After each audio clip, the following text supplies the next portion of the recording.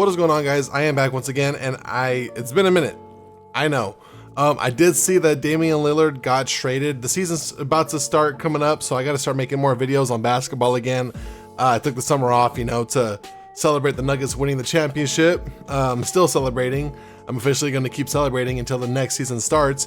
However, it is getting closer, so I do need to start making more videos. I just don't know if I want to throw in like highlight clips or just my face, whatever.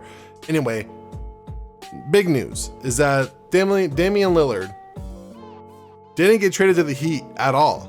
And I just saw a little thing that said Raptors are the front runners. Sorry, I'm not centered. No, neither of them got him. He's going to the Bucks. So let's talk about what that means for everyone. So what I'm seeing in this trade is Milwaukee is going to get Damian Lillard. That's pretty much it. The Bucks are going to get Lillard. It's a 3-team trade between the Suns, Portland, and Milwaukee.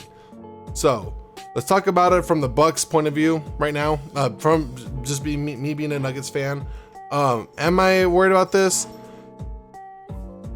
I can see its pros and cons. Of course, we'll probably meet like twice in the season, and then we'll probably do and then if we do meet in the finals, which I thought they'd meet in the finals, I thought it was going to be the Nuggets versus the Bucks or the Celtics. Neither of them made it.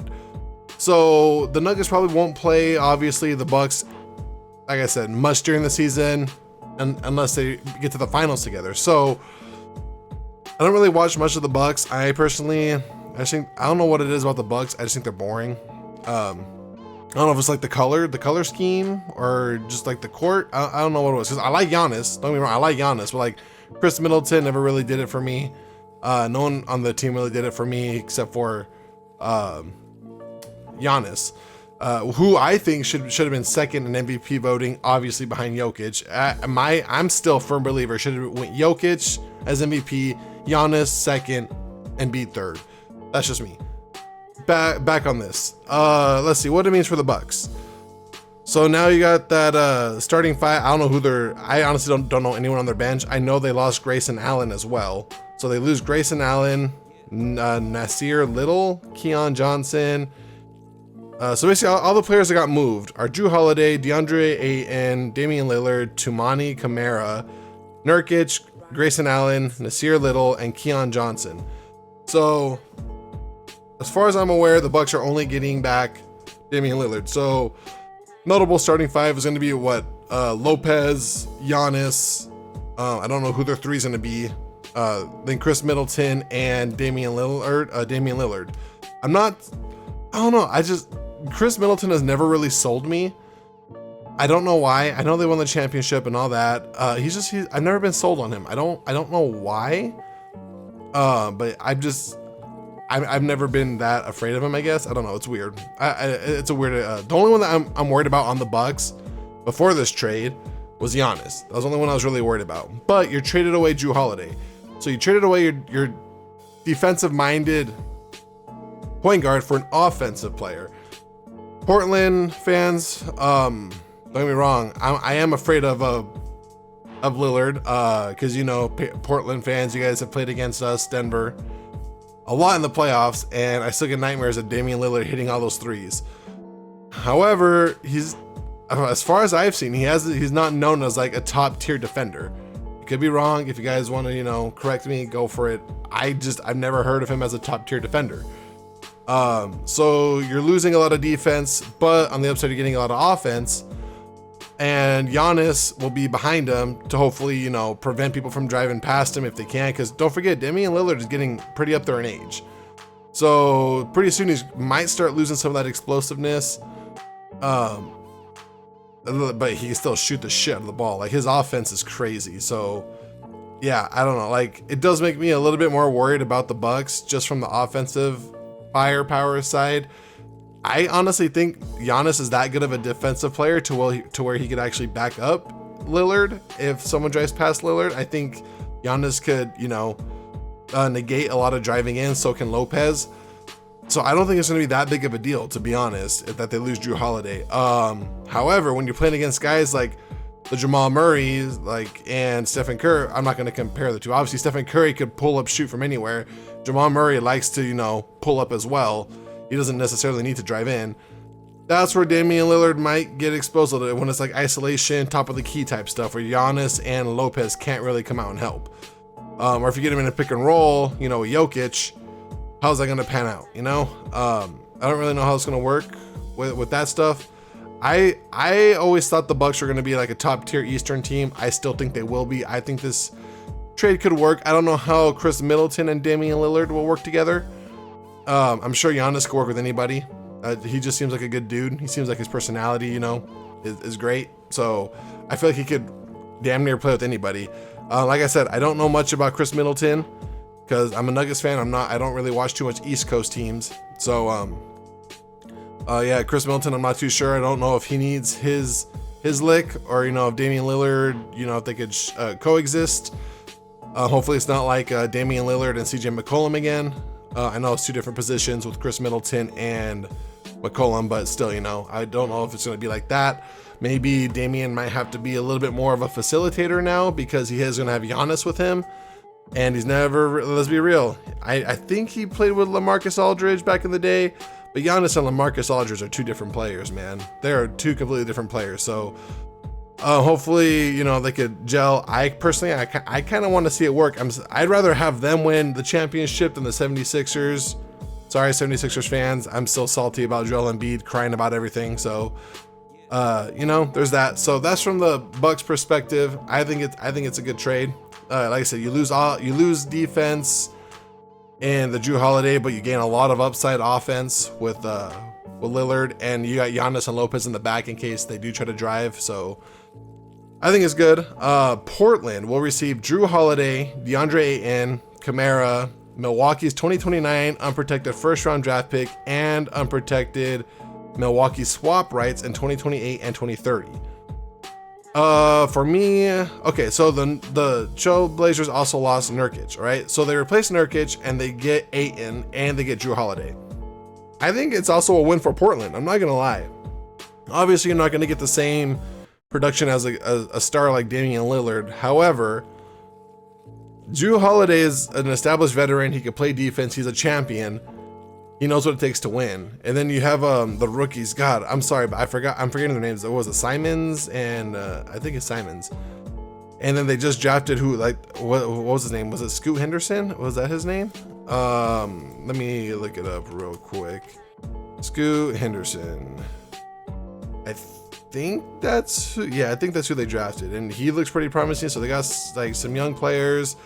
Like, you know, could get thrown. Then they got, you know, Jrue Holiday, and this might actually be a chance for DeAndre Ayton to, like, you know, maybe sort himself out, because let's not lie, the Suns have always been trying to trade him since like 2 seasons ago. Last season was really weird. I still think DeAndre Ayton could be a savage. That's just my own personal opinion. I think he could do really well. I just think he was in a weird headspace. I feel like the Suns maybe didn't believe in him, or maybe DeAndre Ayton was just trying to get his money and then just not really play. I don't know what's going on in his head, but this is going to be like, I feel like this could be like kind of like a Carmelo thing, you know, where people kind of gave up on him, but now this could be his redemption kind of thing, you know, like show people what you're worth, that you could actually play, what you could do, like, you know, like step up pretty much, you know, like this is a fresh start for you, Ayton. Like I still feel like he could do well. So I think it'll be good. What you have: Simons, Scoot Henderson, Jrue Holiday, DeAndre Ayton. I think it's a night, and then you got some first round draft pick stuff from Milwaukee and all that. I think it's good for the Portland as well. You know, like honestly, this is I don't know if I want to say the most well-rounded team the Trailblazers have had in a while. Because, okay, I've been a Nuggets fan since back when the Trailblazers had Brendan Roy.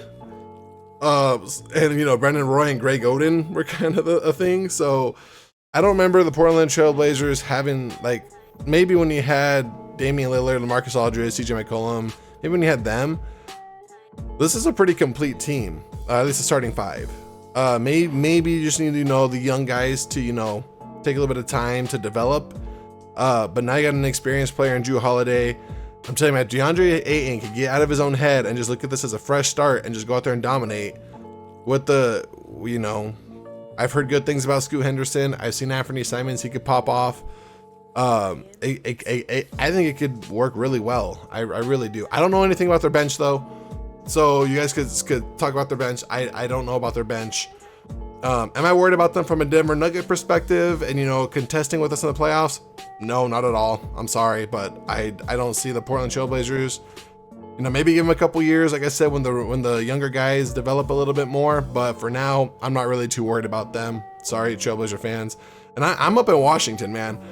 So yeah, like, you know, Portland's a couple hours away from me. So I'm like, you know, like you guys are some of the greatest. Like, I'm not trying to, like, you know, buy anyone's affection, but Portland Trailblazer fans, man, they're awesome. When I went to a Nuggets game, like literally the game after Carmelo got traded because they were in Portland, and that was my first NBA game. I was wearing my blue Nugget stuff. I was in a sea of red, but man, everyone there was such a good sport. You know, it was like some light shit talking, but it was so much fun, man. I have nothing but love for the Portland fan base.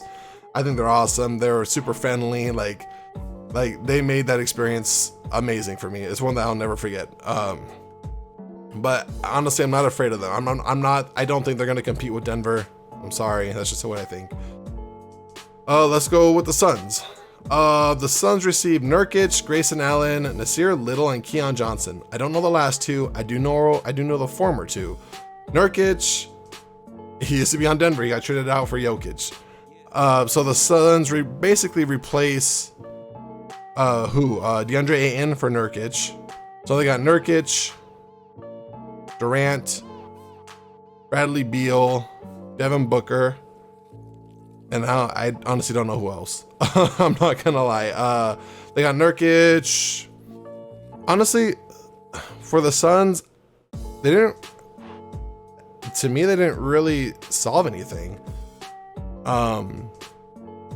Because they're lacking a point guard, and I don't see any notable point guards. I don't really know who Nasir Little is or Keon Johnson. But I don't think it's anything that's going to be all like, oh my God, this like shifted the scales a lot. I really don't think so.